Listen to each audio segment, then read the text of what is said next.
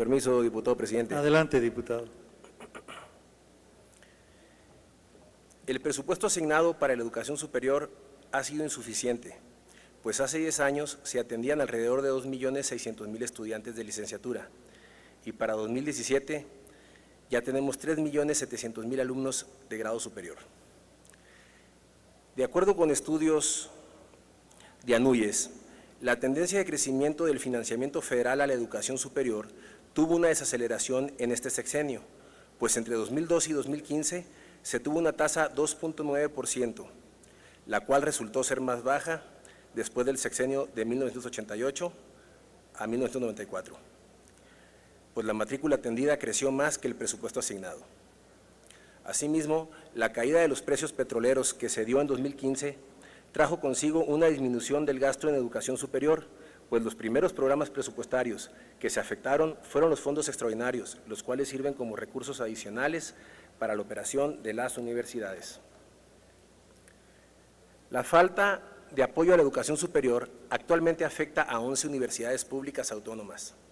de Chiapas, Estado de México, Morelos, Nayarit, Sinaloa, Zacatecas, Tabasco, Oaxaca, Sonora, a la Michoacana de San Nicolás de Hidalgo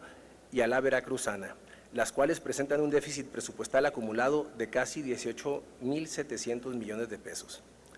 ANUYES menciona que entre las razones de la crisis financiera está el que en las universidades públicas hay plantillas laborales no reconocidas por el gobierno, las prestaciones negociadas con sindicatos que no están contempladas en el presupuesto, la inexistencia o inoperancia financiera de los sistemas de jubilaciones y pensiones. En el presupuesto de egresos de la Federación 2018 se aprobó una partida de 700 millones de pesos para el Fondo de Apoyos para la Atención a Problemas Estructurales de las Universidades Públicas Estatales 2018, a fin de continuar disminuyendo los pasivos contingentes derivados de pensiones y jubilaciones hasta su solución definitiva. Sin embargo, este programa ha tenido deficiencias operativas, lo que ha dificultado a las universidades públicas estatales acceder a este programa. La Auditoría Superior de la Federación, en su informe en relación con el gasto federalizado 2016, realizó observaciones a este programa señalando lo inoperante que resultan las transferencias de la Federación a las tesorerías de los gobiernos estatales, ya que los recursos no son transferidos oportunamente a las universidades o dependencias ejecutoras, lo que provoca su ejercicio.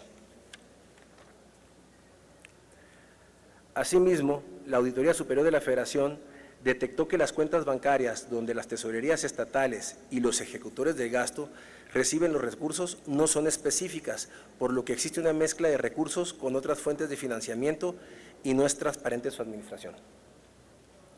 En general, los ejecutores del gasto no cuentan con un sistema de contabilidad gubernamental que registre de manera armónica, delimitada y específica por fuente de financiamiento y ejercicio fiscal a que corresponden las operaciones presupuestarias y contables derivadas de la gestión pública, ni cuentan con registros auxiliares que muestren los avances presupuestarios y contables, que permitan realizar el seguimiento y evaluar el ejercicio del gasto público, así como el análisis de los saldos contenidos en sus informes financieros. Se percibe, pues, la falta de supervisión de la instancia federal a fin de garantizar la correcta aplicación de los recursos transferidos. Por lo anterior, le pregunto, señor secretario, ¿por qué ante la ampliación de la demanda de acceso a la educación superior, los recursos para las universidades públicas no se han incrementado?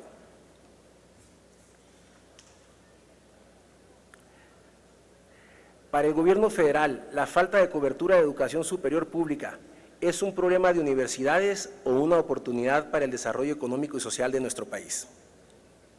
Finalmente,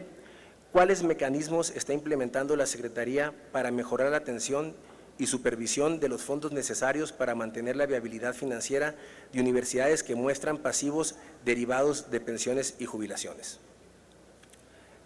Es cuanto. Para respuestas, tiene la palabra hasta por 5 minutos el licenciado Otto Granados Roldán.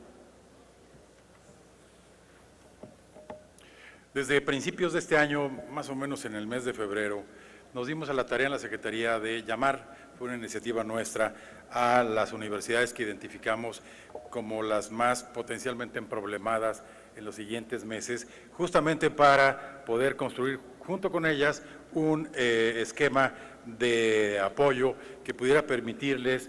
librar razonablemente los últimos meses del año. Nos llevó varias semanas, varios meses en trabajar junto con las universidades y creo yo que por primera vez llegamos a un nivel de conciliación de cifras prácticamente exacto, con algunas pequeñas variaciones en esa dirección. En ese ejercicio se identificaron principalísimamente 4 o 5 causas centrales de ese déficit estructural que se había ido larvando con los años. Efectivamente, plantillas no reconocidas por la Secretaría de Educación Pública y Hacienda, tanto de académicos como de administrativos, el haber convenido prestaciones con los sindicatos que no estaban contempladas en ese modelo de financiación, la inexistencia o inoperancia financiera de los sistemas de pensiones y jubilación del personal, algunos de los cuales requirieron drenar recursos frescos del presupuesto regular para meterlos a los fondos de pensiones de las universidades, en algunos casos un menor flujo de recursos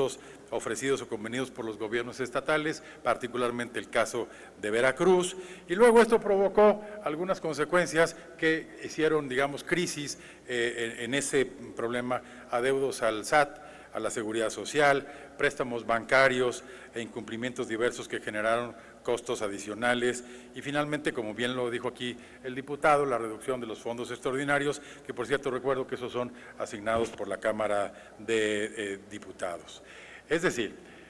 creo yo que estamos por vez primera ante un área de oportunidad que le permita a estas universidades empezar a corregir en un programa de mediano plazo algunas de las causas estructurales, porque de otra forma, aún sí, como yo espero, podamos trabajar con ellas, ya estamos una por una en estos días viendo la posibilidad de apoyarlas con un traje a la medida, aún si esto ocurre, el año que entra de seguir este esquema, vamos a tener y van a tener ellas exactamente el mismo problema de ahora. Programas de rescate ha habido por muchos años en las universidades, pero ahora quizá la novedad o el elemento adicional importante es que hemos convenido que esto tiene que ser un trabajo tripartita, el gobierno federal, que ha sido muy puntual en la asignación que nos corresponde, los gobiernos estatales y por supuesto las propias universidades, de tal manera que estas últimas puedan, en la medida en que tengan margen de maniobra para ello, proponer un convenio, la firma de un convenio que sea vinculante, donde cada una de ellas se pueda obligar a ir corrigiendo algunas de estas causas estructurales en ese sentido. Por otro lado, sí es verdad que la matrícula ha crecido, pero no necesariamente corresponde, digamos, a los niveles presupuestales.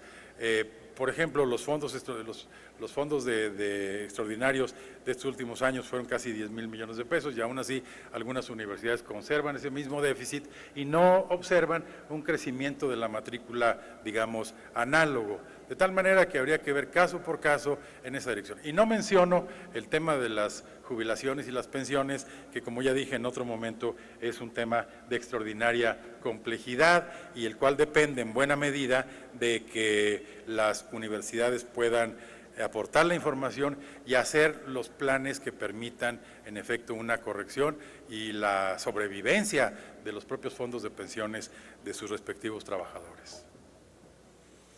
Para réplica, y hasta por 2 minutos, tiene la palabra el diputado Russo Salido.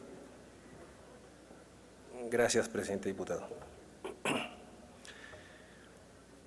Gracias. Señor secretario, para Movimiento Ciudadano, la reforma educativa partió de un supuesto equivocado: poner al personal docente como parte del problema. Pretender establecer un esquema punitivo y de control estatal como incentivo para mejorar la educación resultó en un argumento falso, pues la reforma educativa, para ser tal, debe ser integral y debe partir de la alianza con los profesores, con los estudiantes, con la comunidad de padres de familia, autoridades municipales y estatales,